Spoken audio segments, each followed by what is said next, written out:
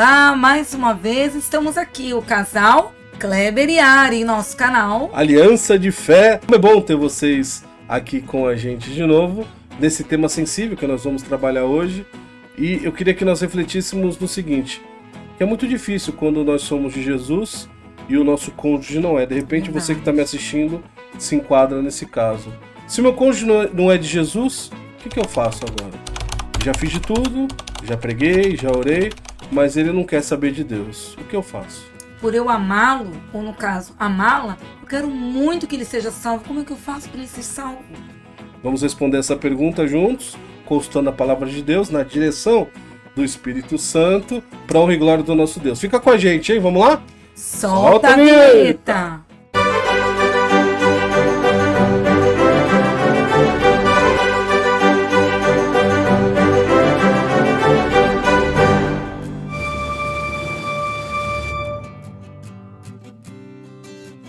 Maravilha! Quando nós entregamos a nossa vida para Jesus, tudo muda drasticamente.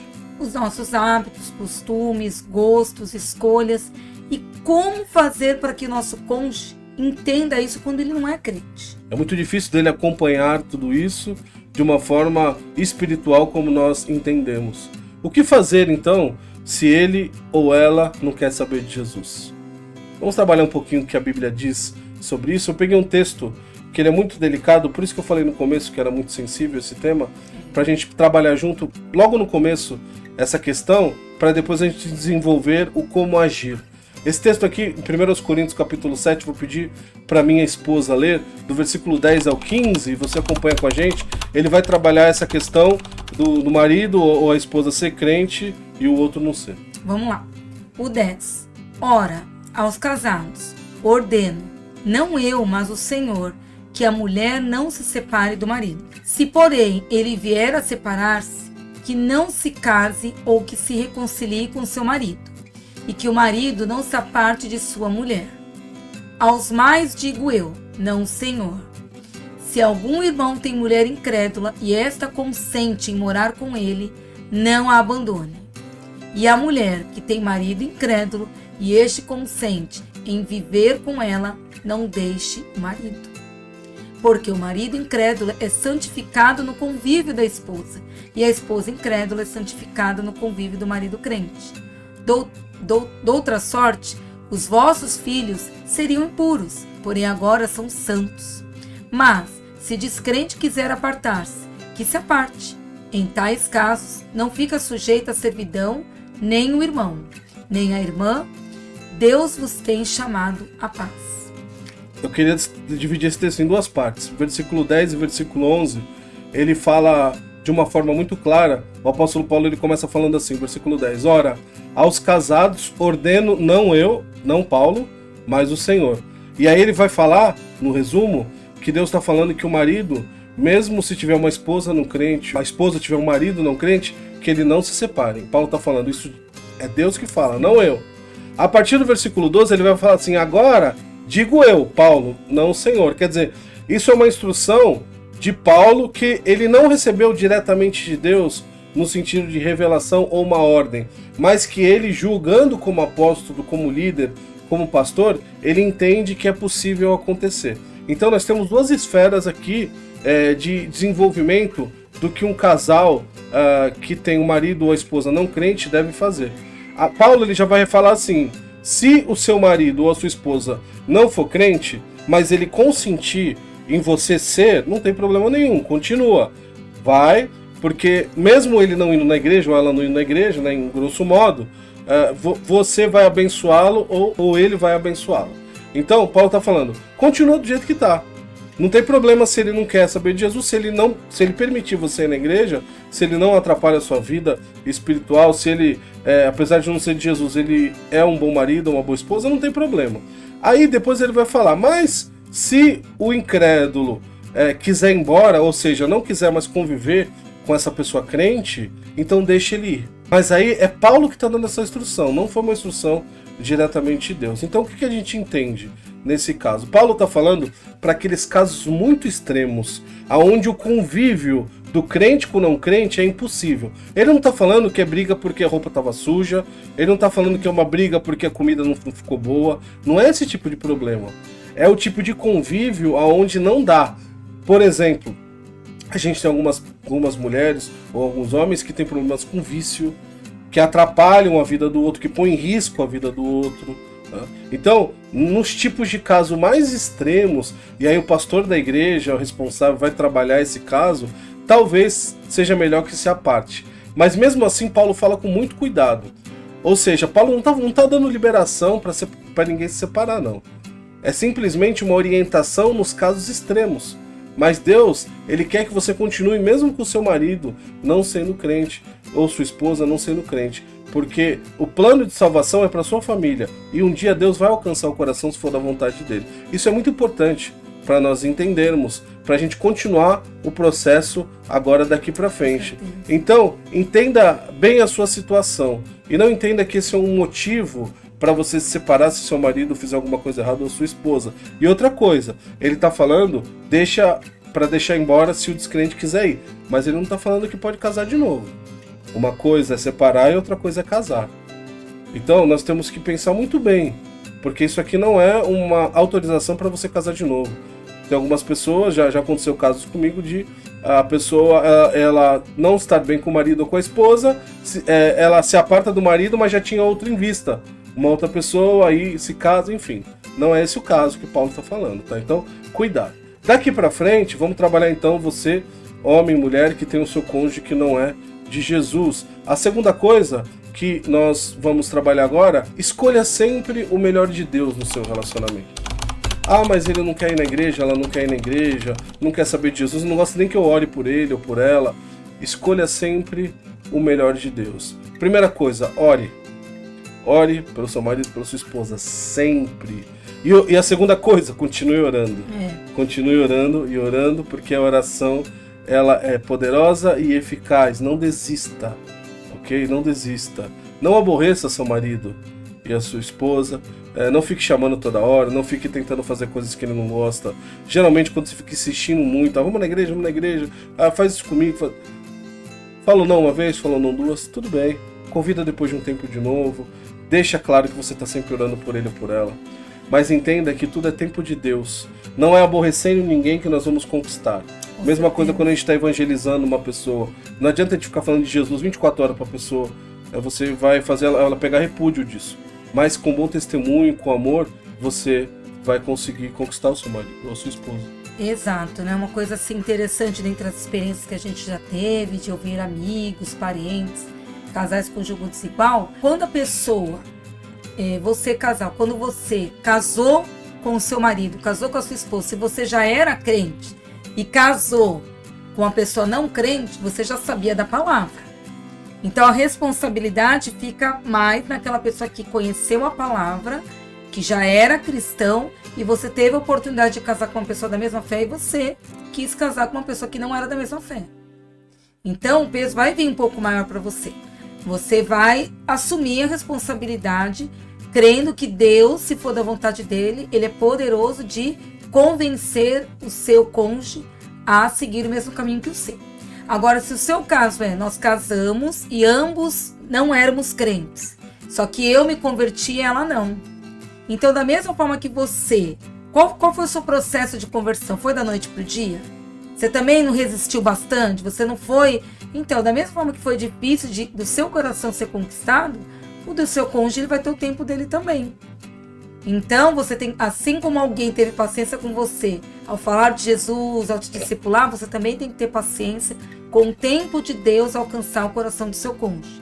A pior coisa quando uma pessoa é de Jesus e quer trazer com toda... A gente tem boa intenção, né, amor? De trazer aquela pessoa que a gente ama para Jesus, porque depois que a gente descobre quem é Jesus, o que ele fez por nós, a gente quer que ele seja alcançado e é tão bom. A gente ir na igreja, no acampamento, nas programações, ter o nosso cônjuge ali do lado, não é maravilhoso? Mas enquanto esse dia não acontece, você tem que ser sábio, sábia, orar, agir com sabedoria quando você vai falar de Cristo, que não é discutir a palavra de Deus, principalmente se seu cônjuge é de outra religião, e você quer discutir a Bíblia, quer discutir o versículo, quer discutir, foge disso. fala, olha, se você quer falar do amor de Deus, a gente aprender junto, beleza. Se é para discutir, foge disso. A questão da encrenca, da briga. Bem de você querer convencer ele. Quem convence é o Espírito Santo. São as suas atitudes, como meu marido aqui já falou, que vai convencer de que Jesus mudou a sua vida e pode mudar dele. Ele é sempre o melhor de Deus. Essa é a chave para você conquistá-lo, e entendendo sempre que não é você que vai conquistá-lo, mas o Espírito Santo de Deus, o amor de Deus através da sua vida, você sendo uma esposa, um marido maravilhoso na vida dele ou dela. E a última coisa que a gente quer ensinar, que a gente quer trabalhar, na verdade, com vocês, né? Porque nós todos estamos aprendendo, o seu cônjuge é projeto de Deus. Nunca esqueça disso. Por mais que você queira que ele seja salvo ou ela, e eu creio na sua sinceridade, porque eu também tenho familiares que ainda não são de Jesus, mas Jesus ama mais o seu marido ou sua esposa do que você. Ele e ela são projetos do Senhor. Não esqueça disso. Então, se você tem boas intenções, Jesus teve mais na cruz do Calvário por ele. Não esqueça disso. Marcos capítulo 10, versículos 6, 7, 8 e 9. A Yara vai ler aqui. Mas, no princípio da criação, Deus os fez homem e mulher. Por esta razão, o homem deixará pai e mãe e se unirá à sua mulher, e os dois se tornarão uma só carne. Assim, eles já não são dois, mas sim uma só carne. Portanto, o que Deus uniu, ninguém separe. Senhor Jesus falando, né? Então não tem nem o que falar mais. Princípio da criação, Deus fez homem e mulher. O homem deixará o pai e mãe, se unirá. Isso que você fez no seu casamento foi um projeto completo de Deus, que Deus projetou, que Deus criou ali no princípio. E isso está se consumando na vida de vocês, no casamento de vocês. E esse ciclo, ele só vai terminar quando Jesus voltar ou quando vocês forem convocados. E esse processo vai passar por Jesus tocar no coração dele ou dela também. E essa pessoa vai ter uma escolha. Mas o mais importante é o que diz aqui. Aquilo que Deus uniu, homem nenhum separa. Não pense em separação, não pense em divórcio, não pense em desistir. Porque, como eu disse no começo, o seu cônjuge é projeto de Deus. Confie no Senhor, entenda que esse é um processo na vida dele, que Deus ama muito ele, assim como ele ama você, os seus filhos, a sua família, e Deus vai resgatá-lo, e tenha fé e coragem para continuar a sua caminhada.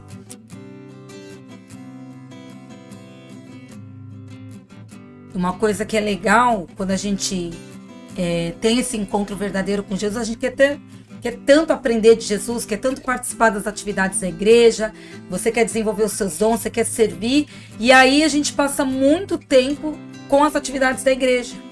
Como o seu marido ou a sua esposa ainda não é cristão, a gente tem que tomar esse cuidado também.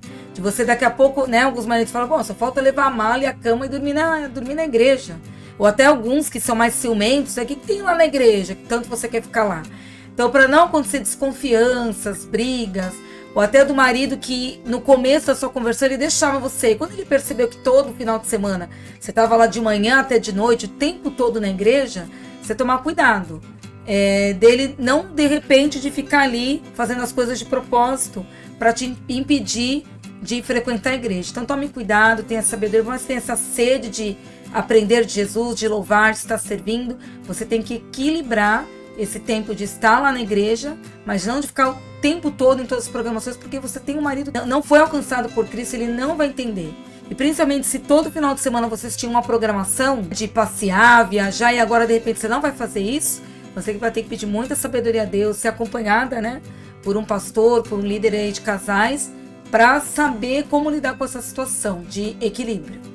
Todos os vídeos que a gente faz, a gente sempre recomenda, independente do assunto, que você acompanhe, seja acompanhado pelo seu pastor, pelo seu líder, porque cada caso é um caso, tem sua especificação, isso é muito importante. Eu tenho só um versículo para deixar para você que de repente está desanimado com o seu cônjuge, porque você já orou muito, você fez de tudo e não consegue trazer ele para Jesus.